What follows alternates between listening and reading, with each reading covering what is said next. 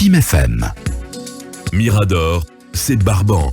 Les antivaleurs sous les fourches codines de nos chroniqueurs. Talibé, les dossiers, donc les 5 premiers dossiers dits de détournement, de malversation et de rébellion transférés par l'agence judiciaire de l'État auprès au TPI de Kaloum. Et à propos, nous avons suivi une communication du procureur Alpha Séni Camara hier. Oui, c'est le bureau du procureur qui a reçu les 5 dossiers dont la présentation avait été faite ultérieurement par l'agence judiciaire de l'État. Donc c'est des personnalités qui sont soupçonnées de détournement de fonds, de faux et usage de faux et de faux en écriture, mais aussi, comme on l'a vu, poursuivi pour détournement de fonds publics, malversation et rébellion. Alors les mots sont très forts. Le procureur Alpha Séni, le célèbre procureur, a rappelé les dossiers concernés par cette transmission faite par l'agence judiciaire de l'État. Ouais. Il y a le cas du port autonome dont l'ancienne directrice, Mme Aïssata Haribo, et son ex-responsable du service financier donc au niveau du port autonome, M. Amadou Silla. Ensuite, vous avez l'Institut de recherche agronomique de Guinée, IRAG, dont le directeur Saya Kamara et le comptable Mohamed Djouma Keta sont les principaux concernés. Ensuite, vous avez la CGP dont 3 hauts cadres sont concernés. Il s'agit de M. Sekouyoula, directeur comptabilité et finances, M. Mamadou Silla, chef comptable, et M. Aboubakar Youla, chef service parc automobile. Ensuite, vous avez l'Agence nationale de sécurité sanitaire, l'ANSS, dont 2 responsables sont ciblés. Il s'agit de l'ancien directeur général, Dr Sakoba Keta, et l'agent comptable donc de Dr Sakoba Keta, M. Baba Alimou Bari. Et enfin, vous avez la haute autorité de la communication, notre distingué doyen, Boubacar Yassine Diallo. Très respecté président Boubacar Yassine Diallo, qui est également cité parmi les 5 dossiers transmis au procureur du tribunal de Kaloum. Je vous propose de suivre Talibé. On va revenir sur cette sortie du procureur Alpha Séni, qui a fait une apparition à la télévision nationale hier pour donner donc des explications sur les faits reprochés à ces hauts cadres que vient de nommer Talibé Bari. Je propose donc d'écouter de nouveau le procureur Alpha Séni Camara. L'État de Guinée contre Mme Aïssata Haribo, ex-directrice générale du port autonome de Conakry, M. Amadou Silla, ex-responsable de services financiers de la dite unité. Il y a aussi, pour le compte de l'État de Guinée, représenté par l'agent judiciaire de l'État, contre M. Sawa Kamara, directeur général de l'Institut de recherche agronomique de Guinée, en abrégé IRAG. 2. M. Mohamed Djouma Keta, comptable à la direction générale de l'Institut de recherche agronomique de Guinée, en abrégé IRAG aussi. Il y a aussi la plainte contre M. Sekouyoula, directeur comptabilité et des finances de la CGP. M. Mamadou Silla, chef comptable de la CGP. M. Aboubakar Youla, chef de service parc automobile, la GCP. Et autres. Et notre dossier, l'État de Guinée, ça aussi c'est pour des faits de détournement, parce qu'il s'agit ici toujours d'une plainte portée par l'État guinéen. M. Sakoba Keta, directeur général de l'Agence nationale de sécurité sanitaire, ANSS. M. Baba Alimou Bari, agent comptable de la même agence. Il y a aussi le dossier contre Aboubakar Yassine Diallo, qui est déjà chez la présidente en direction d'un cabinet d'instruction. Là aussi, les faits qui sont reprochés s'assimilent à un faux en vue d'un détournement des deniers publics. détournement de deniers publics. Donc vous avez suivi ces précisions du procureur Alpha Séni Camara sur les hauts cadres concernés par ces 5 premiers dossiers dits de détournement, de malversation et de rébellion. Je propose de le réentendre sur un certain nombre de précisions de nouveau. Nous avons visé les rébellions de rébellion. Pourquoi? Parce qu'il s'agit des fonds, pour certains, sortis pendant qu'il y avait le gel des fonds. Que les gens profitent d'une petite ouverture pour sortir suffisamment de fonds et avec des documents qui ne se défendent même pas sur le plan légal de la justification des dépenses.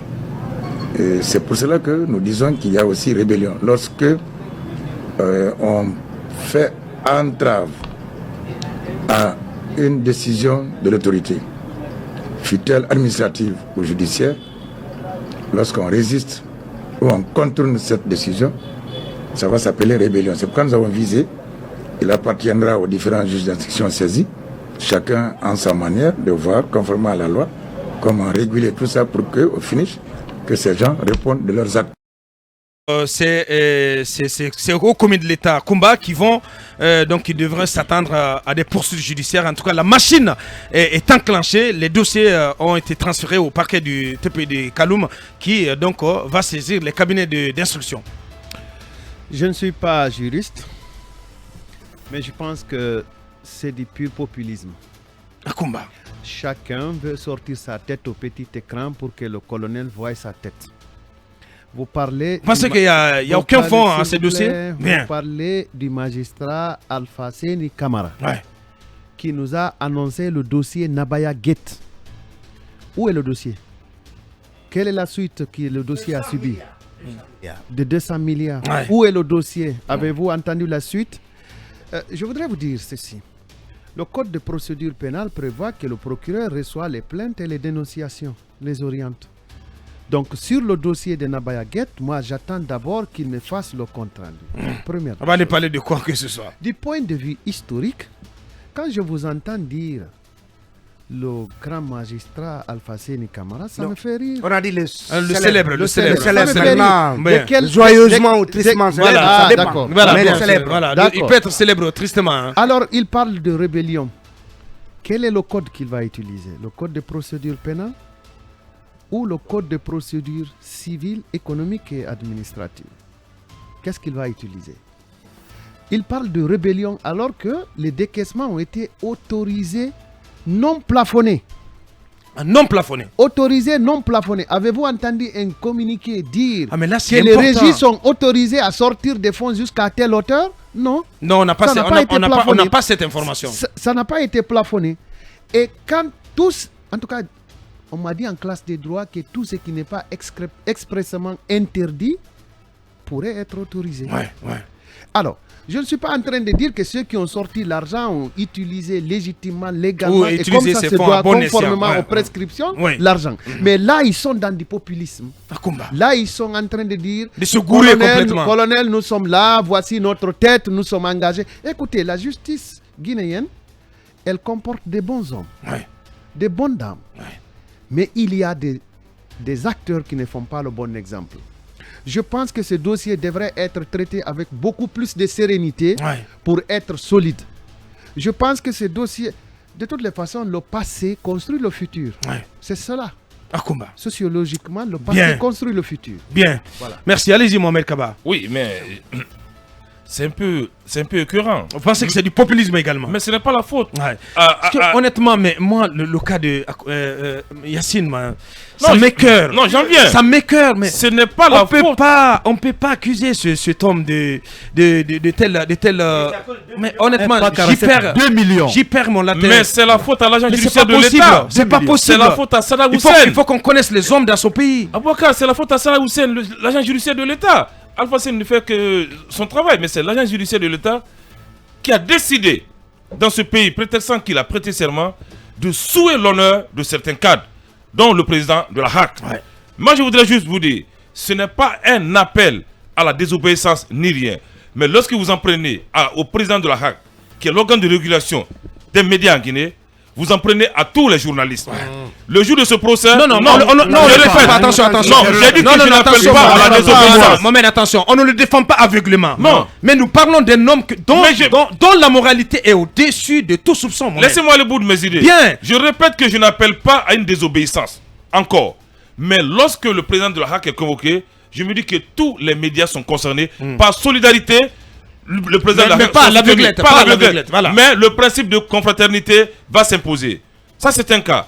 En aucun cas, ces personnes ont été encore condamnées. On cite leur nom et leur fonction pendant qu'ils sont encore présumés innocents. On les jette en pâture. On souille leur honneur. Je me mets à la place de leurs enfants aujourd'hui, de leurs cousins, de leurs épouses. Comment ils vont passer la nuit? Il faudrait que le magistrat au double langage, Alpha Séni Camara, comment ça, vous vous souvenez de ce qu'il a tenu comme langage en face du colonel au palais du peuple? Et c'est ce monsieur aujourd'hui qui veut faire peau neuve en se faisant, comme on le dit dans les quartiers, pour ne pas utiliser le jargon, se jouer les intéressants. Mais quel que soit le problème, Alpha Séni Camara, le magistrat au double langage, doit un peu se ressaisir. Il y a eu des situations dans ce pays où il devait déclencher l'action publique. C'était un motus bouche cousue. C'est ce magistrat au double langage qui a dit au colonel: on était sous pression, on n'avait pas la main libre. Mais mon colonel, comment faites confiance encore à ce magistrat pour gérer le dossier? Ça, c'est très sérieux, l'école. C'est très sérieux. On parle de la République, là. Et vous, votre problème, c'est Alpha Condé. Alpha Condé n'est plus aux affaires. Ça, je vous dis. Bien. Donc, je vous laisser aller, s'il te plaît. Voilà. C'est faux, détournement de faux. Je voudrais juste qu'on respecte au moins dans la juridiction le principe de la présomption d'innocence. On peut les acquitter, ils peuvent être entendus par le juge d'instruction, par le procureur, et qu'on les discute. Non, mais la procédure peut même être déclarée infructueuse. Infructueuse, tout à fait. Bien sûr. Mais je trouve simplement, je ne mets même pas à la place de la justice, mais il faudra qu'ils sachent garder raison. Il y a des gros dossiers auxquels l'agent judiciaire peut s'attaquer. Mais quand nous prenons ces dossiers de Dr Sakouba, l'Irak... Dr Sakouba, il semble que c'est sur 6 millions. Mais c'est écœurant en fin de compte. On veut la moralisation de la chose plus dans ce Guinée, mais il faudra y mettre la forme. On parle de 6 milliards. On parle de 6 milliards qui reste à prouver. Bien. Allez-y, Talibé. Alors, très rapidement, moi, c'est le côté spectaculaire de la sortie du procureur que je regrette. Non seulement la justice n'est pas un instrument de spectacle ou c'est une scène de théâtre, c'est suffisamment sérieux, surtout lorsqu'on met en cause la probité de haut commis de l'État. Même s'ils restent justement redevables, ils doivent rendre compte de leur gestion. Par rapport au cas Yacine, j'attends qu'il me soit prouvé que Yacine a détourné ou fait de la rébellion par rapport donc à la gestion à la HAC.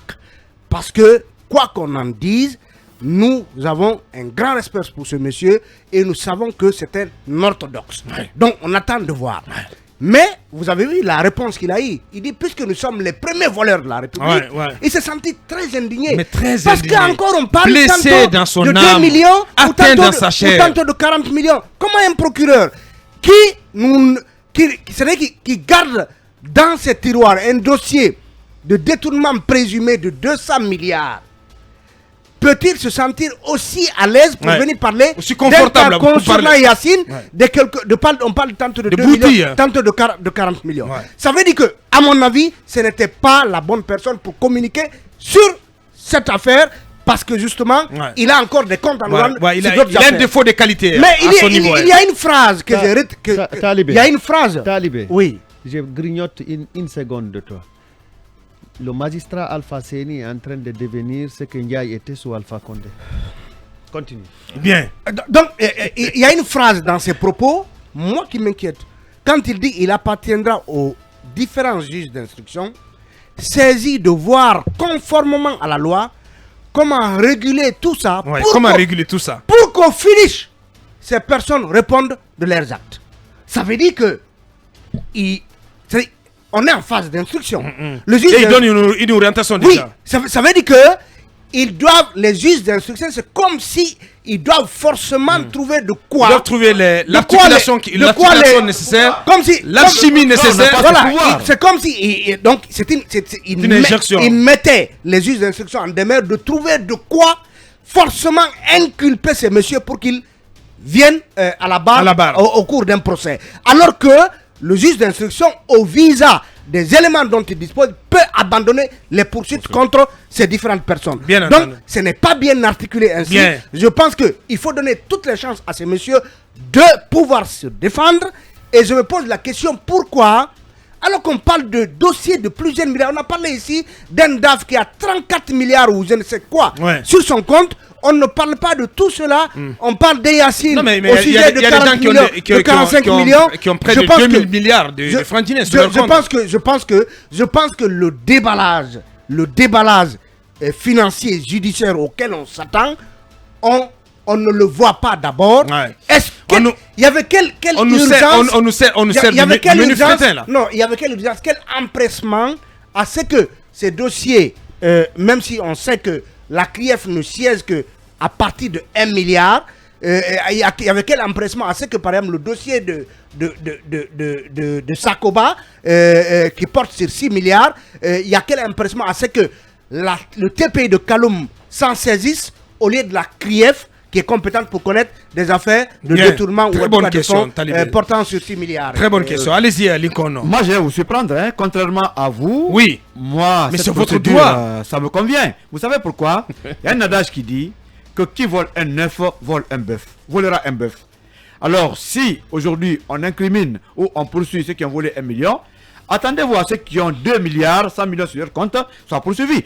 Et c'est l'occasion aussi de dire que il y aura des clarifications autour des 200 milliards de Zenab Nabaya. Ouais. C'est le même procureur. Forcément, On s'en réjouit. Puisque avant... Cette affaire avait été réglée. Non, Elle avait été réglée. Parce qu'il a été prouvé que l'AFD à l'époque avait... Non, il a prouvé ça. Non, il y a elle n'est pas abandonnée. Non, elle n'est information. Elle n'est pas abandonnée. Mais vous savez ce qui s'est passé là-dessus? C'est ce qui compte. Puisqu'elle n'est pas abandonnée, donc ce dossier sera rouvert, forcément. C'est un délit non constitué. Non, pas du tout. C'était suspendu, ça va continuer. C'est un délit non constitué. Que ce soit le même Alpha Séni qui soit dans ce dossier, qui finalement aussi va réveiller l'ancien dossier. Mais aujourd'hui, le problème à ce niveau, moi je n'en veux pas trop au procureur. Mais le procureur ne fait que son travail. Il y a quelqu'un qui a porté plainte au nom de l'État. C'est l'agent judiciaire de l'État, sans pile, qui serait mal nommé entre griffes. Parce qu'à sa place, ou bien à sa place, on aurait nommé un magistrat, pas un avocat. Le débat se pose maintenant.